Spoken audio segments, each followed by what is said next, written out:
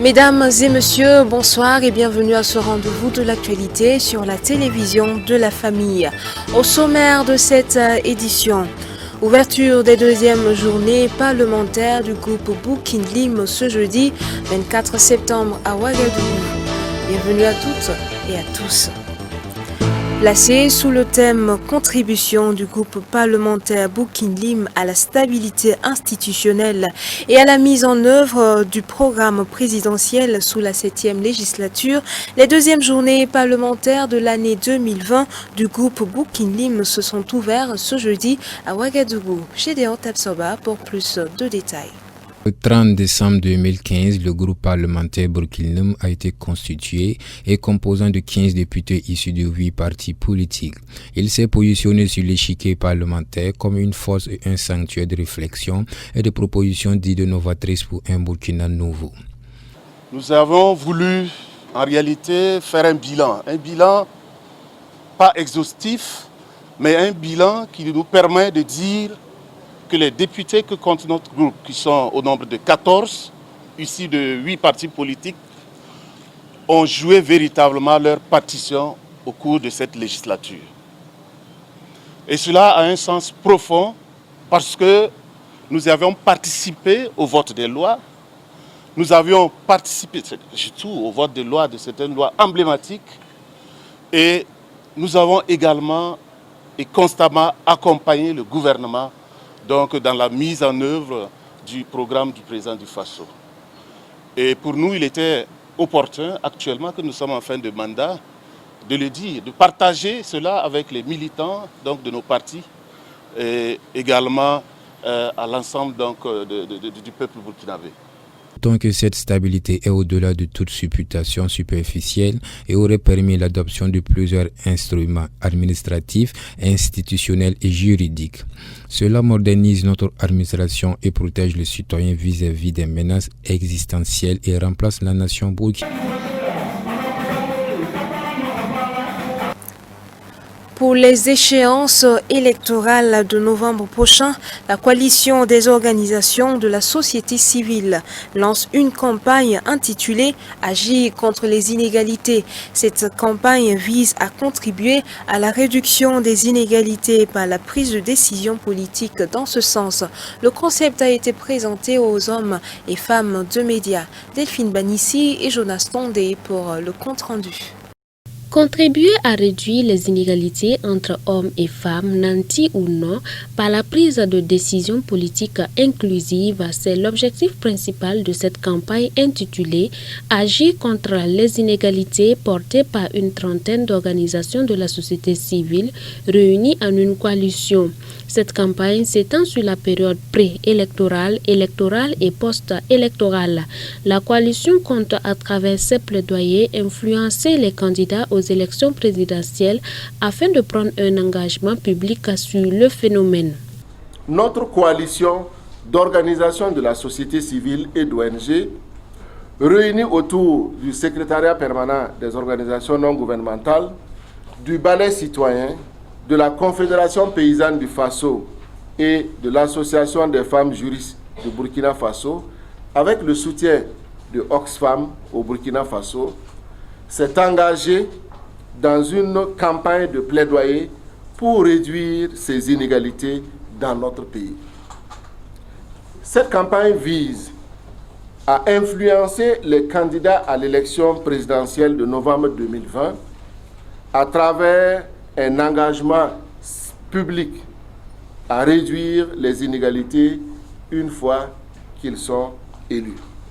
Ces élections devraient être une opportunité pour les candidats, en liste bien sûr aux élections présidentielles, d'adresser ces inégalités criardes et persistantes qui résultent de notre point de vue d'une succession de choix politiques à l'efficacité mitigée et qui plombe les efforts de notre lutte contre la pauvreté et ne favorise pas toujours le bien-être des populations. L'éducation, le système de santé, la politique fiscale sont entre autres les domaines dans lesquels la coalition attend voir un changement. À cet effet, elle dit avoir déjà approché quelques candidats qui devraient se prêter très bientôt à un exercice de signature d'engagement public. En tant qu'organisation de la société civile, c'est notre rôle aussi de porter le message et de dire à nos frères, aux communautés qui sont à la base, qu'elles ont des droits, elles doivent les connaître, elles doivent les revendiquer. Et les revendiquer aussi, c'est de s'assurer que ces droits-là sont contenus dans l'offre politique. Voilà. Il ne s'agira pas de se contenter de manger du riz gras ou de prendre des t-shirts, même quand bien même c'est proscrit par l'actuelle disposition légale. Mais les communautés doivent comprendre que si des gens veulent prendre la magistrature suprême, il faut que leur offre intègre aussi les préoccupations de santé, les préoccupations d'éducation, d'environnement. Selon le rapport 2019 de Oxfam, au Burkina Faso, 20% des aisés concentrent 44% des revenus du pays, tandis que 80% de la population se disputent les 56 restants. Ceci est déjà l'une des plus grandes inégalités qu'il faut réduire selon la coalition Agir contre les inégalités. Le Conseil économique et social tient sa deuxième session ordinaire de l'année 2020 qui a pour thème la stratégie de mobilisation des ressources endogènes pour un développement durable pour élever les défis et perspectives. Gédéon Kapsoba. Le Conseil économique et social dans sa deuxième session ordinaire a eu pour vision le développement durable dont le Burkina Faso attend disposer des modes de production qui permettront à la population sans cesse croissante de vivre décemment dans un espace-temps dont les ressources naturelles sont limitées et sous la contrainte des changements climatiques. Un développement endogène. On devait nous baser sur nos propres moyens, sur nos ressources, sur nos capacités pour développer notre pays. Et nous pensons qu'il faut vraiment faire un effort pour que toutes les ressources qui sont disponibles dans notre pays soient utilisées.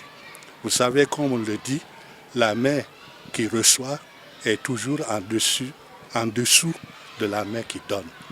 Nous ne voulons pas être toujours dépendants. Nous voulons certainement, je crois que c'est l'avis de tout et de tout le monde. Nous voulons contribuer en tant que pays à l'économie générale. Mais cela se fait quand nous-mêmes nous commençons à tirer notre économie par nos propres moyens. Tous les pays qui se sont développés n'ont pas attendu que l'aide au développement vienne de l'extérieur.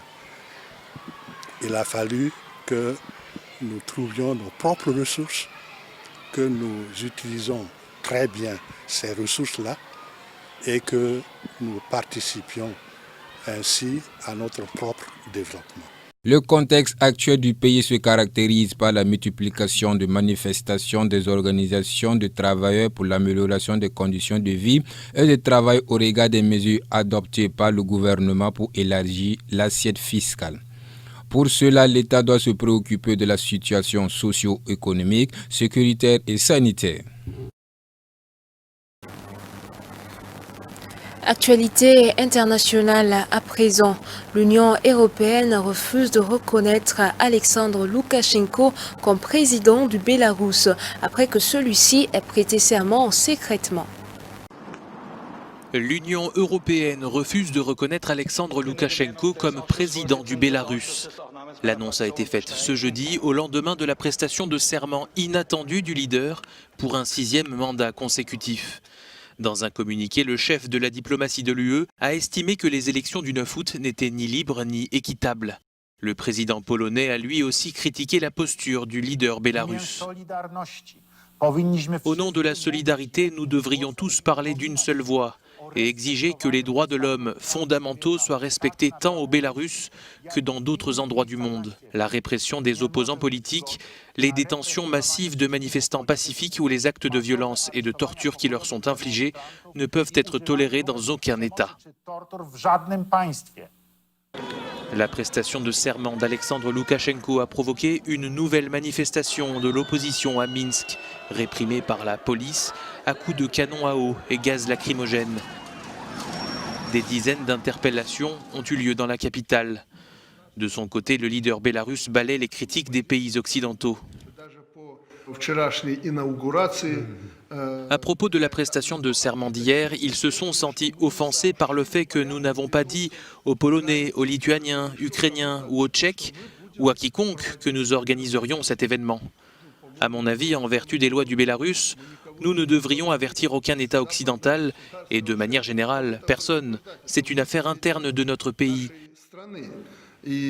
Finalement, ils nous critiquent uniquement pour la prestation de serment. Mais vous savez, environ 2000 personnes, y compris des militaires, ont été invitées à l'inauguration. Et il est presque impossible de garder le secret sur ce genre d'événement.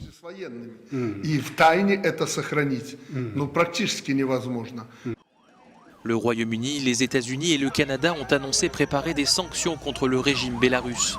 Celles de l'Union européenne sont actuellement bloquées, faute d'unanimité des États membres.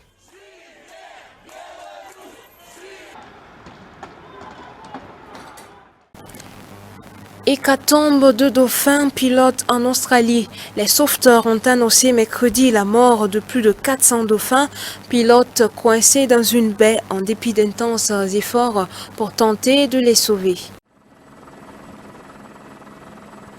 Lors d'un vol de reconnaissance aérienne, un groupe de près de 200 dauphins pilotes a été découvert déjà mort mercredi au sud de l'Australie, à une dizaine de kilomètres à peine d'un premier groupe d'environ 270 globicéphales échoué en début de semaine. Au total, sur les 470 cétacés découverts, au moins 380 seraient morts malgré les opérations de sauvetage en cours. Depuis lundi, les sauveteurs sont parvenus à en sauver une cinquantaine dans des conditions difficiles et la course contre la montre se poursuit puisqu'une trentaine de mammifères marins seraient encore en vie. Si vous étiez sur le terrain en ce moment, vous entendriez leurs sons parce qu'ils utilisent une communication à haute fréquence, ils se sifflent entre eux. Mais avec le stress, les sons émis sont des sons que vous préféreriez ne jamais entendre.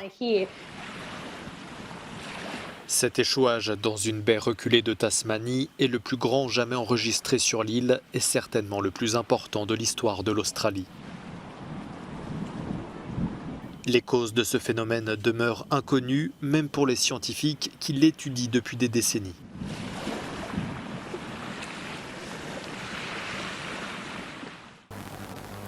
Voilà qui met fin à cette édition. Merci de nous avoir suivis. Très bonne suite de programme sur CVK.